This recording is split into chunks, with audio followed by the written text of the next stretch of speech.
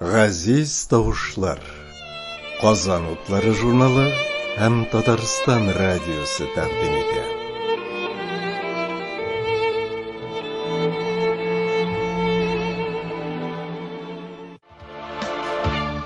Ил уллары илгә хезмәтләрен бирерләр дә китеп югалырлар дип язган иде Мөдәррис әгълам.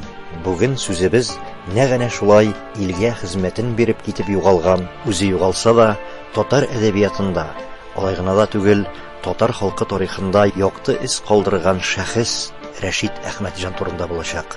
Без аның шигырьләрен, җырларын ишетербез. Төрле елларда төрле шәхесләр тарафыннан аның турында әйтелгән фикерләрне тыңларбыз. Шулай да башта татар энциклопедиясенә күз салыйк. Татар халкының матди һәм рухи байлыгы теркәлгән китап бу, һәм анда Рәшит Әхмәтҗан турында менә мондый мәгълүмат бар. Әхмәтҗанов Рәшит Хәниф улы 1941 елның 14 апрелендә Баулы районының Татар Кандызы авылында дөньяга килә.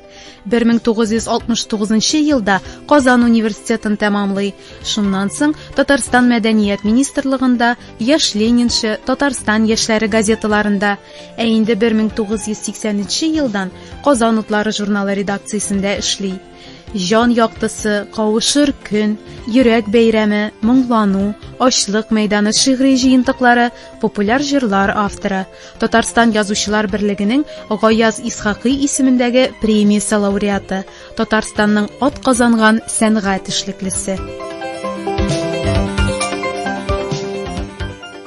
Тапшыруыбызны Рәшит Әхмәтҗан шигыренә иҗат ителгән бер җыр белән башлап китик. Чөнки шагыйрьнең җаны, йөрәге, иҗат асылы нәкъ менә шундый шигырьләрендә яшәвен дәвам итә бит. Бу җырның музыкасын Зөфәр Сәхәбиев язган һәм аны Илсур Сафин башкара. Туган тел җыры. Бергәләп җырлыйк туган тел җырын, кечкенә чакта җырлаган кебек, һавада кояш, җирдә туган тел булмаса әгәр зураймас иде. Һавада кояш, җирдә туган тел булмаса әгәр зураймас иде. Туган телем дуйдел җырым, яне кәмеделе тере изгелек, югалсам да тым, янсам сине генә, ирнәмә сулар фигердән килә, югалсам да тым, yansam seni gene, irleme sular figirdim gile.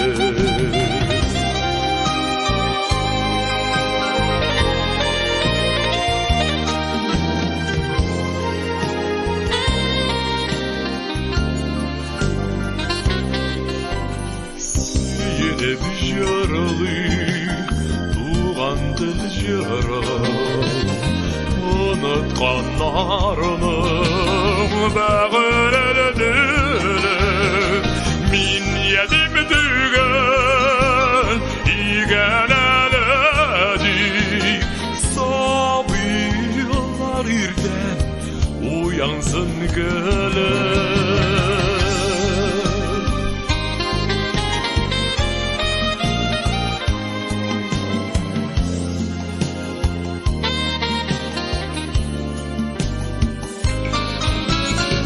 Yurlağan ennikem, dünyadan bağlam, gitmesin diye yüzümden öyle. Tuğan dilim sina da şunday, izge dilekler dilimen gülük. Tuğan dilim сиңа да шундай изге теләкләр тели мәңгелек изге теләкләр тели мәңгелек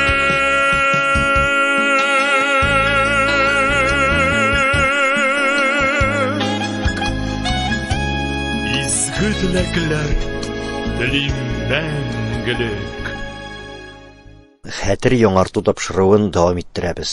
Биредә яңгыраячак язмалар төрле елларда, төрле урыннарда, төрле сыйфаттагы магнитофоннарга язып алынган булган. Ләкин аларны бер җепкә тезгәч, Рәшит Әхмәтҗанны якыннан белгән, аның белән аралашып, дуслашып яшәгән кешеләрнең үзенчәлекле бер мәҗлесе хасил була.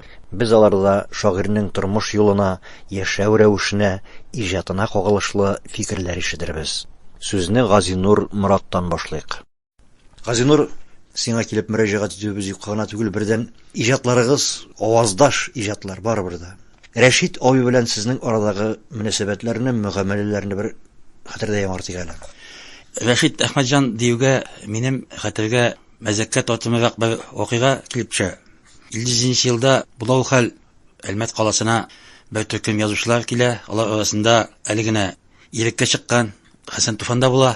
Хәсән Туфанның әле яңадан сабыйларча дөнья белән танышып йөргән чагы. Ул вакытта Рәшит абый ташчы булып эшли, 16 яшьтә генә булуына карамастан. Һәм шунда район газеты редакциясендә булса кирәк язучылар белән очрашу була. Шунда Рәшит Әхмәтҗанның шигырен күрсәтәләр Хәсән Туфанга. Һәм Хәсән Туфан шул вакытта бик нык гаҗәпләнә. Син энем бу шигырьне үзең яздыңмы соң дип, хәтта ул сорап куяннан ышанмый хәтта. Чөнки шигырь шушы 16 яшьлек үсмер язганга һич тә ышанмый. Күз ойлары була бу. Әйдә энем менә көз турында бер шигырь язалар дип, Рәшит абыйны бүлмәгә бикләп куеп шигырь яздылар. Һәм ул шигырьне укып карагач, чыннан да шигъриятыбызга зур шагыйрь килеп ятканын күрәләр. Әлбәттә, дөньяда шагыйрьләр төрлечә килә поэзиягә. Күпләр әлбәттә өйрәнчеклек чорын кичереп килә. Менә Рәшит абый да миңа калса шушы өйрәнчеклек чоры юк иде шикелле. Ул тумыштан шагыйрь булып туган һәм яшь чагында ук инде җитлеккән дәрәҗәдә шигырь язган кеше булган. Миңа шөкер, Рәшит абый белән байтак еллар бергә аралашып, фикерләшеп, хәтта әйтер идем, фикердәш булып та яшәргә туры килде. Һәм минем язмышымда ул шактый зур роль уйнады. Мин үз гомеремдә Рәшит абыйны 2 мәртәбә алыштырган кеше бу тормышта. Аның беренчесе инде булды эш мәсьәләсендә. Ул вакытта Рәшит абый әле ул Татарстан яшьләре газетасында эшлиде. Без студенчакта без Татарстан яшьләренә елшайдык. Анда инде кояш кебек балкып Рәшит абый утыра. Кыйынсына гына шигырьләр алып киләбез. Ул укып чыга да иде. Бәгерем ди. Бәгерем. Бу шигырьнең бик баш чыкмаган бит. Нишләп Рәшит абый? Монда зәңгәр дигән сүзләрең бар синең. Икенчесен укып кай. Менә монысы булган. Монысын алып калам, бәгерем. Монысында зәңгәр дигән сүз юк. Зәңгәр дигән сүзгә шул кадәр патологик күрә бит ул сүзне нишәттер. Аның үзенең иҗатында ул шуннан да ул сүз бөтенләй кулланылмаган булса кирәк. Күрәсең, ул дөньяның шулай төсләнә баруын ул вакытта ук тыйынлаган һәм шуңа күрә безне андый төсләрдән ничектер сакларга теләгән шикелле тойгы. Соңыннан аңладык без аны шулай булганын. Шулай итеп, республика матбугатында да иң беренче шигырьләрне Татарстан яшьләрендә чыгаручы кеше шушы Рәшит абый булды. Аннан килеп без укып бетердек, университетны әбит эш табарга кирәк. Ул вакытта матбугат тирәсендә эш табу ул Сият Күпернең кеше белән бер иде, дөресен әйткәндә. Мин йөрим инде иснәнеп матбугат тирәсендә. Шул вакыт Ходай рәхмәте, Рәшит абый, мин бит китәм, син бу урынны ничек булса да үзең электр тырыш инде дип, Рәшит абый казанлыкларына күтәрелде. Шунда эшли башлады. Аның урынына бушап калды, Ходай рәхмәте. Ышанып, мине Рәшит абый урынына тәгаенләделәр. Һәм менә шулай итеп, мин беренче мәртәбә Рәшит абыйны алмашчысы булып киттем. Инде икенче алыштыруга килгәндә, анысы булды Ерек мәйданында. Кызу эссейде ул май аенда, ул вакытта асфальтлар эреп бетте. Шунда инде без бер төркем каләмдәшләр, милләттәшләр ашлык тудык. Безнең арада иң хөрмәтле безнең каләмдәшләребезнең берсе, иң зурысы ул Рәшит Әхмәтҗан иде. Һәм аның инесе безнең күренекле актерыбыз Самаҗанов иде. Ул вакытта миңа Рәшит абый бик олы кеше булып күренәйде ул. Әмма хәзер уйлап карыйм, ул вакытта аңа нибары 49 яшь булган икән. Бала чага вакытымы бер. Егет чагы инде, ләкин ул миңа бик олы булып күренәйде, өлкән булып күренәйде. Шуннан соң Рәшитабый ашлык мәйданы дигән бик югары накалда язылган шигырьләр шәлкеме дә иҗат итте. Аңа карап, мин дә калышмаска тырышып, ашлык дигән поэма яздым. Без әлбәттә бер-беребезгә ул чакта да укшай идек язганнарыбызны. Рәшитабый миңа бу чакта ничектер ышаныч белән карады. Һәм менә ашлыкның соңгы көнендә анда булды инде зур митинг. Һәм менә шушы митинг көнне Рәшитабый Әхмәтҗан яндырып шигырь укырга тиеш иде. Программада ул кергән иде. Ләкин шунда Рәшитабый әйтте, митингны алып барышларга, егетләр, гафу итегез, минем инде халык алдына чыгып сөйләрлек хәлем калмады. Мин үземнең вазифамны менә яшь егетебез Газиновга тапшырам диде. Һәм мин анда чыгып үземнең мөстәкыйльккә багышланган шунда язылган бер шигыремне укыдым. Ул Оран дип атала. Шушында Рәшитабый мине кемәтмешли халкыбызның эченә бер манып алган шикелле итте бит инде. Бер кашанда әле ул яшемә җитеп, миңа да инде вакытта 30 яшьләр аңлашы бер кашанда андый халык алдына чыгып чыгыш ясаганым юк иде. Ул әлбәттә бик зур җаваплылык сыннан да. Бүгенге күздән карасаң, аның кадәр халык алдында бәлки бер генә шагыйрьдә чыгыш ясаган юктыр. Ихтимал. Менә миңа Рәшитабыйның икенче бер игелеге ул мине үзе урынына халыкка тәкъдим итте. Һәм мин Ходай рәхмәте менә шулай итеп мәйданнарга чыга башладым. Менә бу беренче аның миңа биргән бик зур бер сабагы булды дип уйлыйм мин. Рәшитабыйдан мин гомерем буе игелек кенә күрдем. Һәм әле ул гына түгел, монсаның тормыштагы хәлләр әлбәттә иҗат дигән нәрсә. Менә иҗат име. Рәшитабый үзе исән вакытта бит аның иҗаты ул бит игътибар үзәгендәге бер иҗат булды. Күләгәдәрәк калган иҗат дип әйтүчеләр дә бар. Ләкин менә син исеңә төшер, аучылар кибете поэмасын чыккан бер вакыты неме? Дөнья шаулады.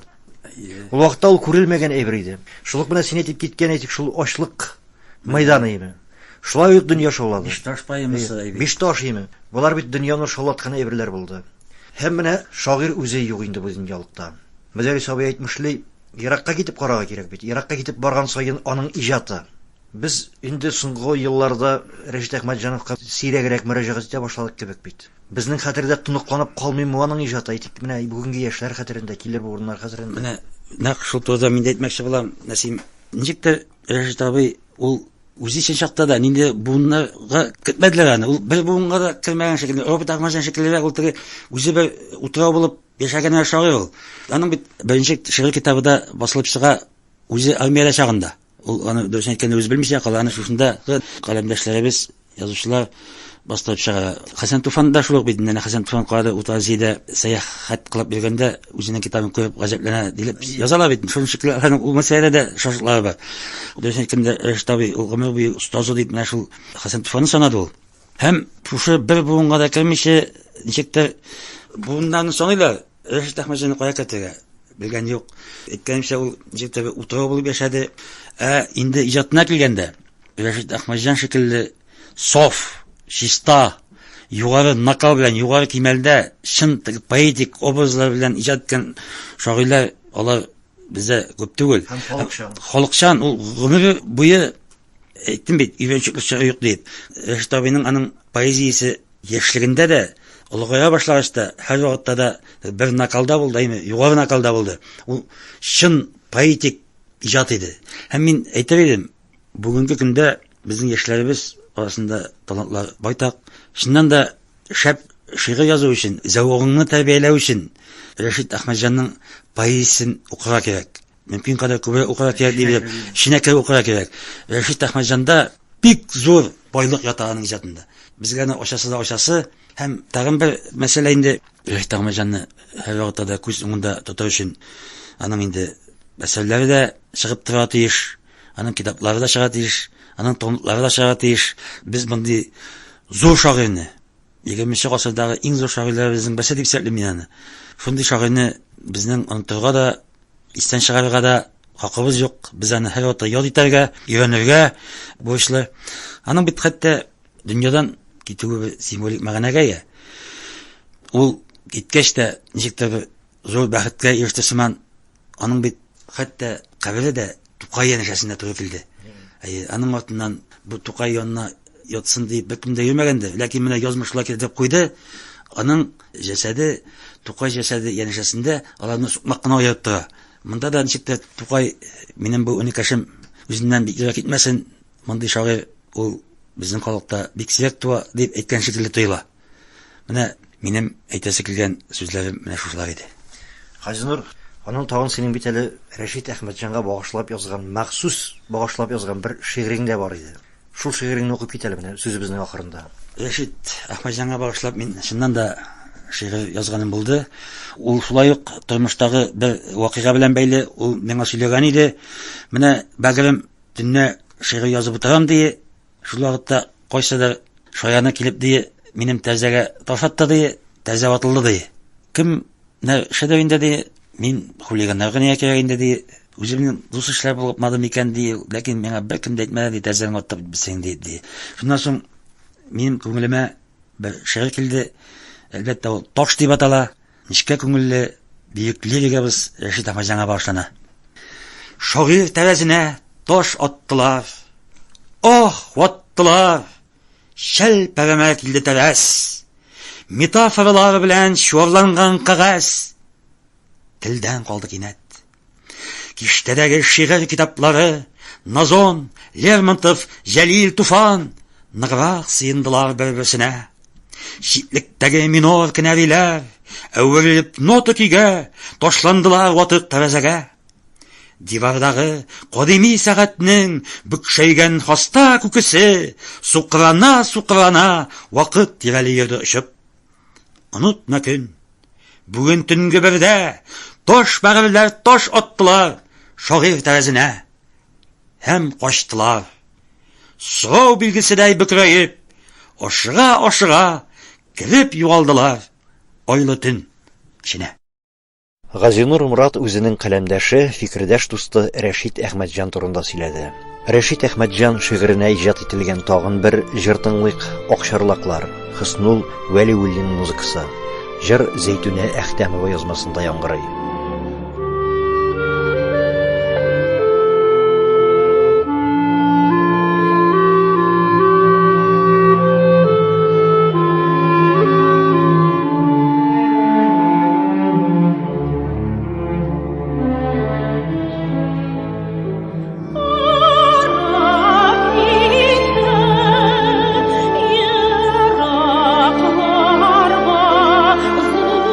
Yıllar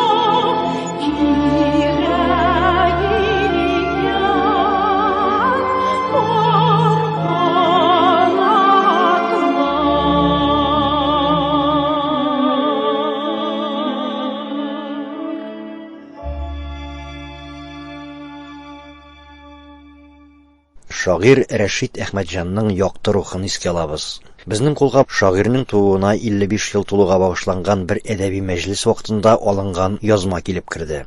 Ул сыйфаты белән әллә ни түгел, ләкин андагы фикерләрнең әһәмияте һәм чыгыш ясаган шәхесләрнең исеме андый гына кимчелекләрне оныттырыр дип уйлыйбыз. Язмадан үземтәләр тыңлап китик. Шагыйрә Флёра Гыйззәтуллина. Минем Рәшит хакында сөйләрдәй сүзләрем бик күп, чөнки без бик озын еллар бергә киңәшеп, һәрбер җөмләне дигәндәй бергә сөйләшеп яздык. Һәм аның бик күп әйбәт якларын мин беләм. Шушы якты, кешелекле, мәрхәмәтле якларын белүгә бик куанам. Ул шундый аңлаешлы иде.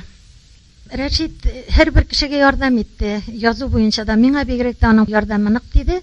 Ул үзенең квартирына нинди генә булмасын, ул квартира бер бүлмәле чакта да мин иштә беләм, 2 бүлмәле чакта да мин барып йөрдем. Менә 3 бүлмәле булгач та кыенсынмыйча күпме дуслар бар, шуларны үзенең фатирына алып кайта иде. Бу Луизаның шигърият җанлыклы булуыннан килә. Ул бер качанда кешегә караңгы чырай бирә белмәде. Хәтта кунып калып та аларда шулай бергә иҗат иттек. Һәр вакыт үзен кешелекле итеп тотты. Мин аңарга бер генә шигырь язмадым. Минем поэмага әверле язган шигырьләрем дә бар. Ул Таш дәресе дип атала. Менә мин аның шушыны багышланган шигыремне укып китәсем килә. Бу Рәшит үлгәч 3 көн дигәндә мин аны чынлап торып төштә күрдем. Шушы төш инде ул әз генә эшкәртеп шигырьгә әверелде. Мин төшемдә бүген зират күрдем. Күрдем җирдә зулым җәберләр. Үзәк изгеш үксү үкерүдән тетрәп торды хәтта каберләр. Зират иши яшькелт сары сагыш, яфрак ширемнәрдә күзмәле. Синең кабереңә тик ак кар жауган. Кар өстендә аю эзләре. Ни оныткан монда кыргый январ. Кыш айының кыл уртасында ышкып сырт кашырга килгән дисәң. Юк бит әле кабер ташыңда. Сине бит без кичә генә күмдек, таралыштык елап, хушлашып. Ай арада өлгердең син дустым, аю халкы белән дуслашып. Синең өчен иннәремдә хәзер шул аюма шигырь укысын. Рәшит, Рәшит, әҗәлләрең белән бар хаятның ачтың йокысын. Ярым ярты килеш гүр түренә тәгәрәттең гомер җомгагың. Яшен булып җанга набат суга, яшәлмичә калган елларың. Шагыйрьләрне генәме соң хәтта аюларын чырның үкертә. Кыш өстендә сары сагыш булып тешләремә кергән бу иртә. Рәшит Әхмәтҗан турында шагыйрь Рашат Низами әйткәннәрне тыңлыйк. Аның иҗаты чын мәгънәсендә милли. Бу чиракта инде татарым яшәсен дип лаф урлар өндә билгеләре кую гына түгел, аның бөтен рухы белән дә ул, үзенең яшәеше белән дә, һәм татарның үткәне өчен, бүгенгесе һәм киләчәге өчен борчылып язылган газаплы иҗат бу. Милли димәктән bütün şairler de bizning ijatında millilik degan sifatga erishib bitmasga mumkindir. Hammani hatto g'ayblab da bo'lmaydi. Bu shiraqda endi Rashid Ahmadjonning ijodida millilik degan sifat ul bor. Ham ona tanqidchilar bo'lsin, jamoatchilik bo'lsin, har vaqt yozib da, aytib da keldilar. Hozir mana endi yangi boshdan menga raslab söylab turib kerakmi? Ikkinchisi, onun ijodi bilan yashash ravishi, yozmashi bir butun. Menimcha mana shoirlar agar da uni yozganlari havadan olib esa fantaziya bilan yozilgan ekan, yozmishing biografiyang bilan beylanmagan bo'lar ekan. Bu ijod baribir ortiq zo'r bo'la olmaydi. Masalan, Hasan Tufanning ijodini qarag'siz, agar da ul sürgünlerde bulmasa 16 yıl, hem mana şu şeylerini özünün icatında kürsatib bilmegen bulsa, bütün şerak icat bulur idi. Bir tanın yazmışı bulsun, icatı ikisi birge örülgen, şuşunun bile güçlü ol. Ya ise Salise Garayeva benim Uralım degen özünün kitabını çıkardı. Çünkü yol şuşu bizning mincal ayaklarında mekan tuğup üsken bulsa da, Ural'a gitken bulsa da, Ural'ını özünün totar dünyasının bir zor bir hissege kıtkası etip, mana şuşu Ural'a özünün yüreğin, icatın, yazmışın, hislerin beylep yazabildi. Hem Uralım deyip eytüğü onun şu kadar icatı bilen, küngülü yazmışı birge tengel kilen. Әлеге искә алу мәҗлесендә шагыйрьнең университет сабакташлары да җыелышкан булган. Шулар арасыннан Роза Мулланурованы тыңлыйк. Күңел аның юклыгын бердә кабул итә алмый, һәм аңа ышанып булмый аның юклыгына. Әйтелмәгән сүзләр калган, сөйләшелмәгән сүзләр калган. Югыйсә, күрешкәннән бирле, группада бергә укый башлаганнан бирле бик күп уртак серләр дә булган. Аның һәр шигырен без укыдык, безгә ул укыйдыр. Без аның һәр уңышына сөенәдер. Без ике Роза идек. Ул якын итә торган, аның шигъриятен ярата торган, йөрәккә кабул итә торган Розалар. Рәшит бик зур шагыйрь. Һәм аның менә Тукай туган айда тууы да, Тукай янына күмелүе дә очраклы түгел. Ул шигъриятта Тукай кебек милләт язмышы өчен янып яшәгән. Рәшит Әхмәтҗанның тууына 55 ел тулуны менә шулай итеп билгеләп үткән булганнар. Тыйнак кына булса да, анда катнашучылар шагыйрьнең исемен мәңгеләштерү йөзеннән аның исемендәге премия булдыру, исемен берәр урамга кушу кебек гамәлләр турында сүз алып барганнар. Бүген инде булар хакында һич югы әнә шулай сүз алып баручы гына булса да күренми кебек.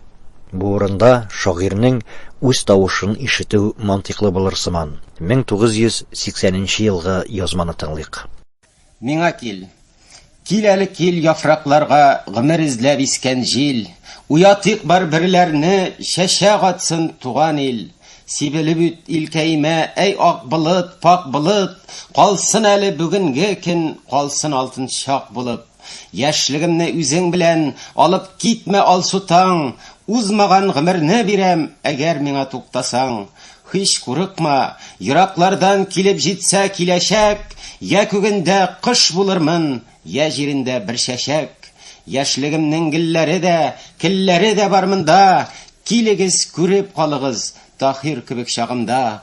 Алда булам, гөлдә булам, бер карт булам, бер малай. Үз илемдә үзем йылдыз, үзем кояш, үзем ай. Болыннарда сандугач мин, бөркет булам кыяда. Мин егылсам, балам кала, кыядагы ыяда. Яшьлеңә килгән кебек, ашкынып кил киләчәк. Минем йөрәк кояш булып, тауларыңа иңәчәк. Бар иде, бүген кайдасың, кайларда биек таулар. Яралы, ямаулы килеш, ишелеп тора ярлар.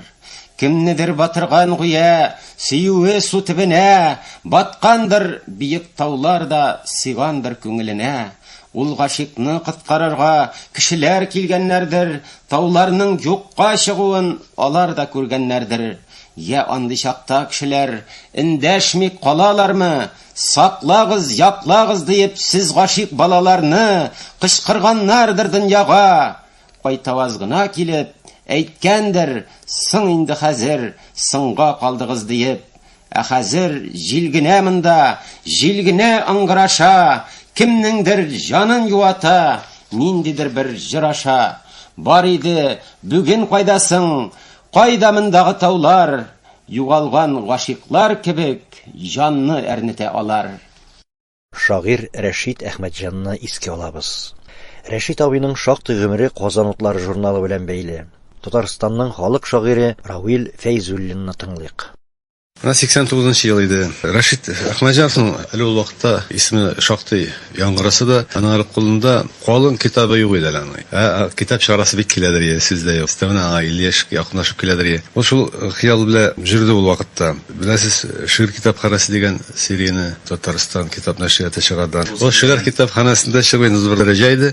Әлбәттә, Рәшитнең дә теләге, хыялы бар иде. Һәм ул аны нәшриятка кулъязма рәвешендә китереп тә биргән иде. Менә шул китап чыгу мәсьәләсе нәшриятта тәгаенләнгәч, ул миннән шушы томлыкка кереш сүз язуымны үтенде. Хәзер уйлап куям, зак көтелгән кадерле китабына баш сүз язуны нигә миннән сораган икән? Юкса Хлоф Игыл белән дә язу стиль ягыннан да шактый аерылабыз. Аннан соң вакытта мин әле ирекле иҗат кешесе, профессионаллыкта, түрә назарда түгел дигән кебек дәрәҗәле постта биләмим. Дөрес, аның әсәрләрдә төрле елларда шикер рецензия ул вакытта нәшриятта шундый тәртип бар иде.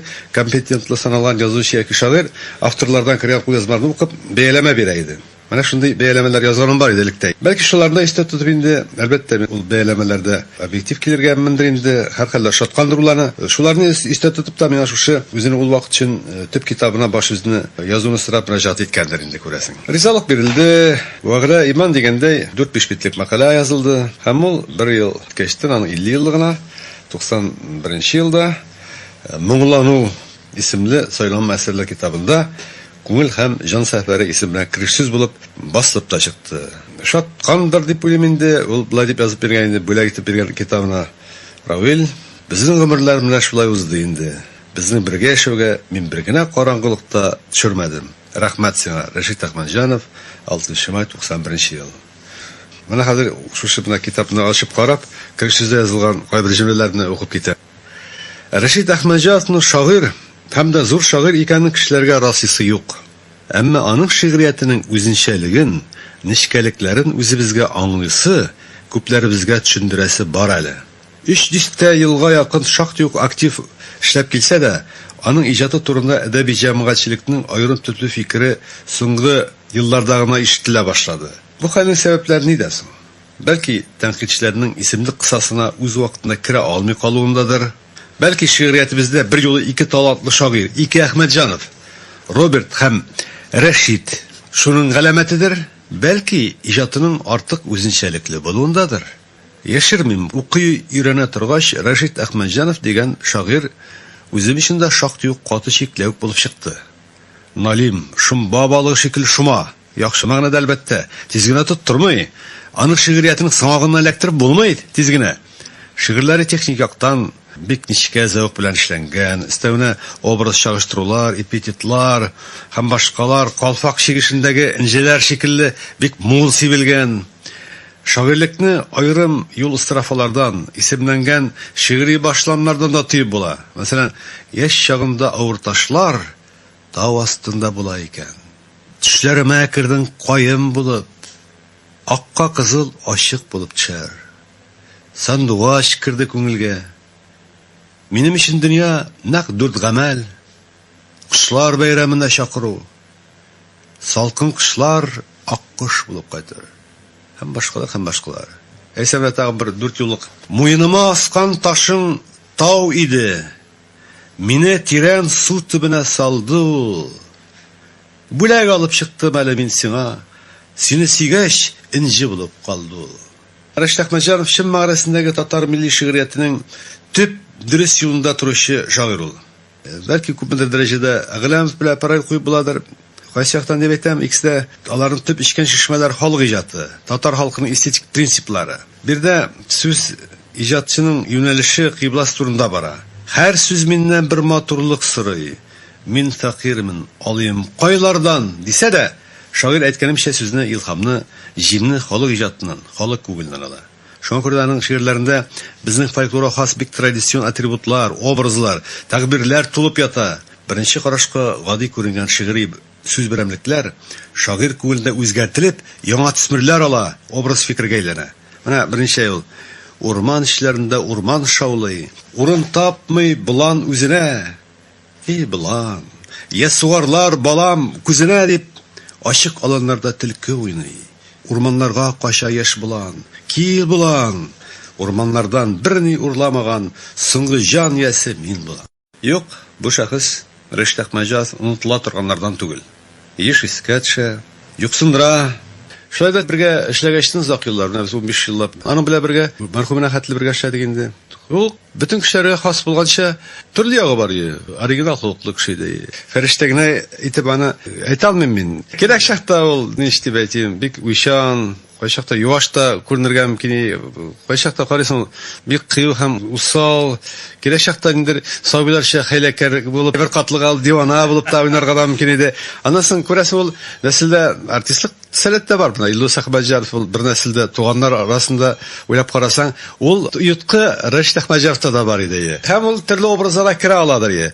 Ләкин ул башкалардан аермасы нәрсә дип әйтсәләр, ничкәлек иде, ничкә. Һәр нәрсәдә, ничкә кеше иде, шигъриятта да, тормышта да, һәм мәхәббәттә дә, дип уйлыйм. Җырмәзәк сүздә дә бик русайтлы тон килеп. Аннары бер карасаң, шундый кешенең 91 елларны ачлык мәйданында әллә нинди улпат иратлар, баһадир күренгән иратлар, аның урында була алмадылар бит. Юкагына безнең Рәшит абзый шунда чыгып, халыкның азатлыгы өчен, халыкның идеаллары өчен көрәшләр сафына басты.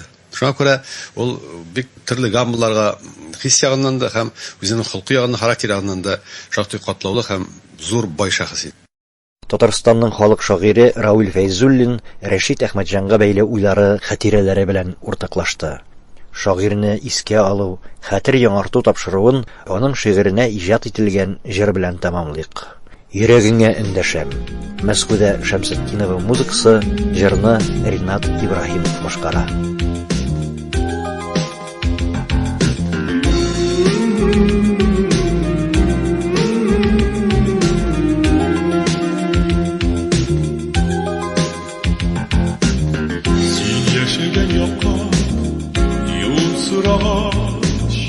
Asıl güller tıra, ahtırap. Sin yeşegen yakka, yol sırağaç. Asıl güller tıra, ahtırap. Hele diler yanım terezesi, yaktı yıldızlardan yaktıran bit. Hele diler yanım terezesi, yaktı yıldızlardan yaktıran.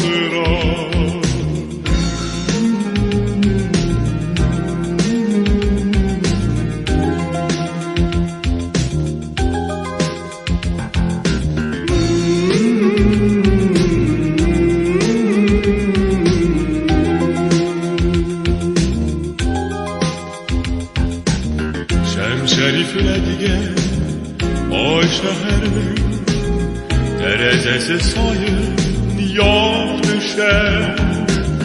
Şemşerifle digen ay şehirmin terezesi sayın yok düşer. Şulay yıllar bin güler getirir, yüreğine sinin endeşen ey. Şulay yıllar bin güler getirir, yandan yüreğine sinin endeşen.